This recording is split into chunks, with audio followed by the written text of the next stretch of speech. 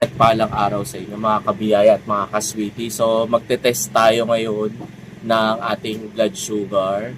So ang kakainin natin for today, yung binili ko lang sa labas, yung pritong toge at saka itong gulay din na to okoy, yan. Tapos ang suka na binigay niya sa akin, walang sugar. So try po natin at uh, mag uh,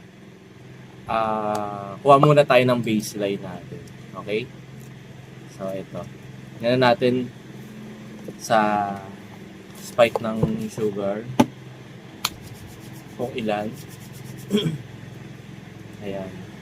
So, pritong toge at saka okoy ang kakainin ko for today's video. Okay, kuha tayo ng baseline.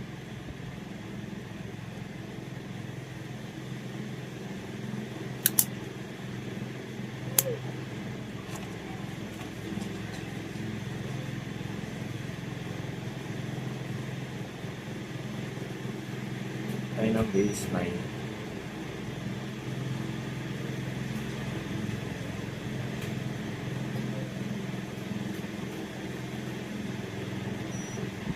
Okay, 107 yung pinaka baseline natin. So, try natin mamaya after 1 hour pagkatapos kong kumain, okay?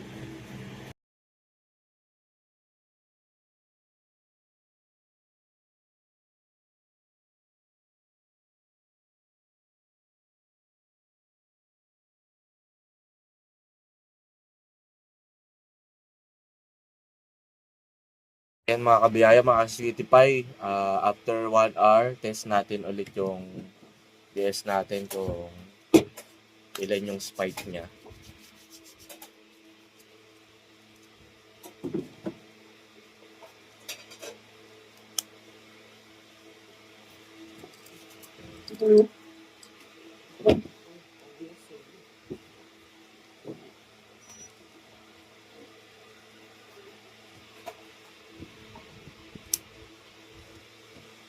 Mga adobo guys.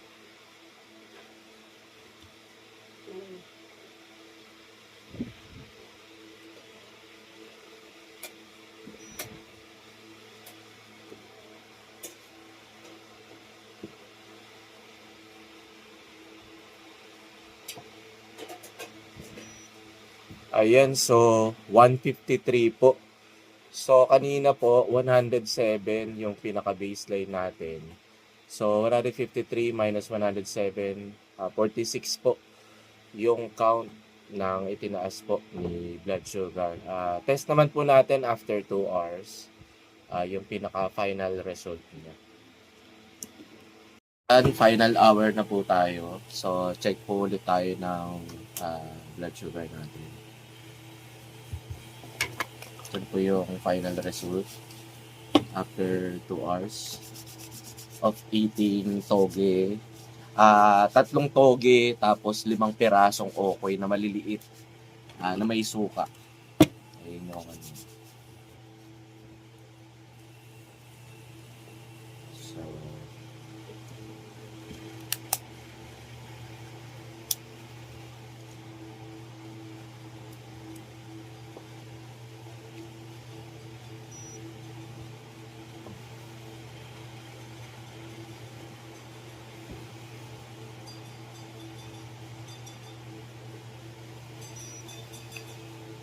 wow! 196. So, final conclusion po natin mga kabiyay at mga kasweetie pie, huwag po kayo kakain nun. So, hindi na po natin uulitin yun dahil sobrang taas. At wala akong walking yan nung pagkatapos kong kumain. So, mga kasweetie pie, mga kabiyaya, huwag nyo kakainin yun. Lalo na pagka diabetic kayo. So,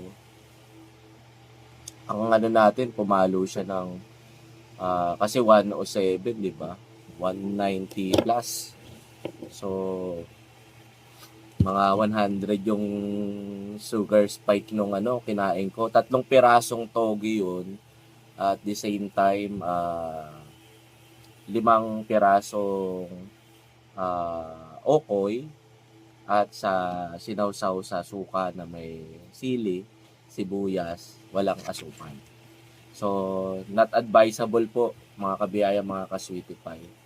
So, next time, ano po ulit natin yung ibang kakainin natin at i-test po natin. Maraming salamat po sa mga nanood at depende naman po yun sa ibang tao kung gagawin po nila ulit yun at magte-test sila. Okay? It may vary po. Kaya maraming salamat po sa panonood nyo po. Salamat po at hingi lang po ako ng ano sa inyo. Pa-follow po ako sa page ko. At maraming salamat sa views and likes po. Salamat po mga kabiyaya. Stay blessed sa mga ka-child of God natin.